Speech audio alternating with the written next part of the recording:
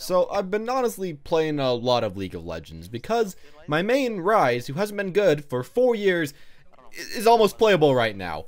And just like that, Cody, who's been gone for a while, is coming back as well. And today I wanted to talk about him. He's been playing quite a bit more. We've been getting a lot of gameplay with Sombra. And even though I don't feel like she's, a super overpowered pick, she's definitely a pick you can play. And for a while, I was kind of underestimating how strong she is. And I feel like she's definitely someone that you can go for. Especially with the new Mercy nerf that's eventually going to come out. I think she's going to be quite good because you can just hack the Mercy that comes down for the res and just kind of going from there. As well, I do want to mention that in the current meta, and I guess in the future meta that's going to kind of come up, I think Sombra can be played in the support slot if no one else wants to play support, but is the best with 2 other supports, and, playing her more as a DPS type character. So, I don't know, that's kind of how I feel like she's going to fit in here, and, the best ways to play her. Anyways, so I guess some more stuff about this actual gameplay. We're seeing Cody and his entire team at the beginning push up through the left. Sombra's really good to push up around choke points where there's health packs. And just at the left of King's Rose, we saw right there, there's a health pack. You can push up, you can get a lot of consistent pressure, charge your ultimate quickly. Just try to do that, get your team to go around where there's health packs, and they'll help you up quite a bit. As well, you saw him trying to actually hack the Rhine shield, but if you can't hack the Rhine shield, just spam at the Rhine. A different thing I want to talk about though, something that we're seeing right now that Cody does all the time. He puts a translocator down, hacks down back, attacks, then puts another translocator down, hacks down back, attacks, and keeps doing the entire same thing again and again and again. And he keeps fighting at the same area. He always fights where he initially hacked a health pack, because of course it adds the benefit of you don't need to hack another health pack. You don't need to put in the time there. And if you just keep running in the same place again and again and again, a lot of times people are going to keep fighting you there. You have the health pack advantage, and you can just get a ton of attention and a ton of ult charge. He just does that all the time. It wastes a lot of time, and the benefit of going to the same place again and again is that you don't have to waste time hacking another health pack, and we saw him do that just a second ago. We're kind of finishing off this port right now. He's pushing up really well with his team. One thing you want to make sure that you do every single game, though, is hack the Mercy first. And he does that whenever he really can, whenever she's in range or anything. It makes so that she can't fly away and she can't get a res. And especially with the new Mercy change where it takes her longer to res, that's going to be even better. The res is just such an important ability. I'm not sure how important it'll be in the new meta, in Mercy's nerf, but I think it'll still be pretty good. So you should always focus your, just focus on the Mercy and then go after everyone after that. And the hack does, I think, just help you a ton in the meta there. That's kind of where you got to put your focus. As far as the translocator, we've also been seeing a lot of great stuff with that. Always make sure that you put your translocator really far away so that people can't chase you. For the most part, he puts his translocator at a super far away health pack, goes way into the enemy backline, gets to about like a quarter HP, and then just gets out of there. I'd say you don't want to play that unsafe if he reverses like a Hanzo though, because he can one-shot you a lot easier, and you kind of have to change your plans to, a little bit safer. But especially against the team comp that they have, they can't really one-shot him. He gets to half right there, and he backs off. Kind of nice. How he uses his damage for the most part, Cody using his damage, is of course trying to get kills. It is actually pretty high consistent damage, kind of similar to soldiers.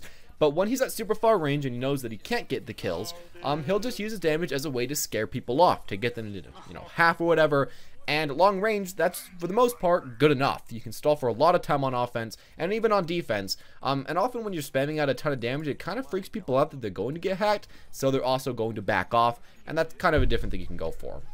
If you want more accurate shots, which we see Cody doing, especially against, right there on the trace or whatever, he actually stops shooting sometimes, like, shoots 2 bullets, stops, shoots 2 bullets, stops, just for a millisecond, kind of like what a soldier would do, and it actually makes your first shot more accurate, I'm pretty sure.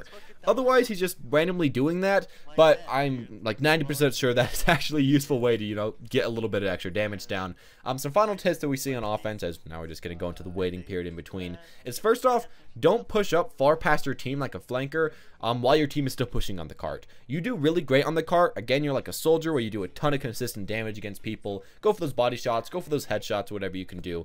And just, flank when your team's, pushing and they're super far back. But when your team kind of meets up with the enemy team, play more of a team fight character than a flanker character. And finally, with your ultimate, if you can, try to get high ground, put a translocator down, jump down, ult, and then use your translocator to escape at the last second. Because oftentimes I just see way too many Sombras killing themselves because they trans in, and while that can be an okay idea, there's no reason to be so unsafe. As this character, you can play extremely safe, and that's just kind of the way you want to play it. You can play far up, you can get a lot of damage out, but you still want to make sure that you're safe and that you're not dying, and Cody does that really well, so he essentially never dies. And on defense, we saw that. you just played back, you know, got a translocator, and you can kind of play like a soldier that does a little bit less damage, a little bit less healing, but can hack people. So, I don't know. That's like one of the play styles that you can kind of go for if you want to play defensively, or you can play a kind of, you know, flanker play style, or you can kind of focus on healing your teammates to get your ultimate charge. Those are your three main things, but on defense, you know, probably playing a little bit, just more safe is a good idea. Around corners is another thing that we see him do, but right now I'm going to talk about this. He goes exactly behind the enemy team sometimes. That's a good thing to go for. People are going to have to turn around, your teammates can get a lot of damage out, and especially if your teammates are pushed up a lot like they are right now, you can just essentially get free damage and free ultimate charge. Right there, CODEY immediately hacked the Genji. That's something you want to make sure to go for. The ulting Genji, if you hack him, has no mobility. Your teammates can kill him really quickly, and I'd say he's a way bigger target than a Mercy, really anyways. Around corners, though, again, we see him playing all the time, trying to get good ultimates off, trying to get some good far-range damage. You remember, of course, Sombra does have pretty good medium-range damage, and you don't want to be, like, 1 inch away from the enemy, like if you were, for example, like a Reaper or something. So do play with long fields of vision. Right here, we just see decent amount of damage with this character. If you see a Mercy right there, an ulting Mercy, actually. Also, do what he does, and don't try to just shoot the Mercy and try to kill her. If, of course, you have a lot of other people shooting at her, like McCree and a Widow, you know, you can go for that. But in most situations, it's better for you to just hack the Mercy. It makes it so that she can't fly around quite as easily. It'll make so that maybe you can kill her a little bit easier. And makes so that she can't get the second res for a few seconds. And hopefully someone will be able to kill her before she gets the hack, you know, just away, so then she can res again. I know that it'd be better to kill her, but, you know, it just doesn't often work way too well. Right there we saw something by CODEY. He often uses his shift or the invisibility essentially to just get a speed boost. That's a nice thing to do with it. Don't be way too afraid to use it as that, especially on defense, as while the invisibility is a useful thing to have, the speed boost to get where you need to be on the map and to back off or to just, you know, defend, it's a lot more useful than invisibility in a lot of situations. So don't be afraid to use that. And while the cooldown is, you know, kind of long, it's not way too long, and it's not something you have to be way too afraid about, you know, going for. Right now, again, you know, they're just pushing up. They're doing really, really well on defense right now. And yeah, if you can have the opportunity to just push up a little bit, you probably should. Right there, I think you misclicked because he just ulted a health pack. Unfortunate, but does sometimes happen.